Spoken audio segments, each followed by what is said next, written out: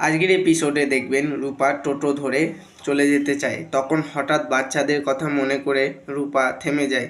তখন টোটোওয়ালাকে বলে আমি যাব না। তখন টোটোওয়ালা বলে যখন যাবেন না তাহলে আমাকে দাঁড় করালেন কেন, যত সব। এদিকে আশ্রমে গুন্ডারা সব জিনিসপত্র ভাঙচুর করতে থাকে। তখন রূপা এসে হাজির হয় এবং গুন্ডাদেরকে বলে আমাকে কিছুটা সময় দিন, আমি হাত পা জোর করে আপনাদের কাছে অনুরোধ করছি। তখন দীপা বলে রূপা তোকে এবার সত্যিটা স্বীকার করে আমার সাথে তোকে বাড়ি ফিরে যেতে হবে, কারণ আমি তোকে এই মুহূর্তে টাকা দিয়ে আশ্রম বাঁচাতে পারি। তখন রূপা বলে আপনি টাকা দিয়ে মেয়েকে কিনতে এসছেন? তখন দীপা বলে তুই মায়ের মমতাকে এতটা ছোট করলি রূপা। দীপার কাছে রূপা সত্যি স্বীকার করে, বলে আমি রূপা। তখন রূপা একটা শর্ত দেয়, এই টাকাটা নেব আমি ধার হিসাবে, আমি কিন্তু এই টাকাটা তোমাকে আমি শোধ করে দেব। তখন দীপা চেক নিয়ে গুন্ডাদের কাছে যায় এবং বলে কত টাকা।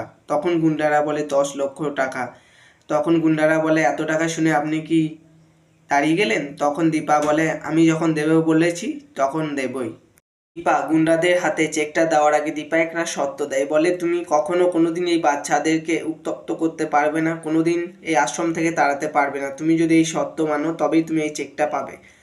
তখন আশ্রমে একজন ভদ্রলোকের কাছে দীপা চেকটি তুলে দেয় এবং বলে যে গুন্ডারা যখন রাজি হবে তখন এই চেকটা তাদের হাতে তুলে দিতে। দীপা তখন বলে আমি এখানে ডোনেশন দিতেই আসছিলাম, আর এই ডোনেশন দিতে এসেই আমি আমার মেয়েকে ফিরে পেয়েছি। আশ্রমে পুলিশ দেখে রূপা পালিয়ে যেতে চায়। তখন দীপা বলে কি হয়েছে মা, তুই এইভাবে পালিয়ে বেড়াচ্ছিস কেন? তখন রূপা সব সত্যি কথা বলে, বহু বছরকার যে ভুল বোঝাবুঝি হয়েছিল তা আজ অবশেষে মা মেয়ের মধ্যে মিটে গেল। এতে করে দীপা রূপা আসে। তখন দীপা ফোন করে সোনাকে, বলে যে মা রূপাকে খুঁজে পেয়েছে। সেই খবরটা শুনে সূর্য খুব খুশি হয়।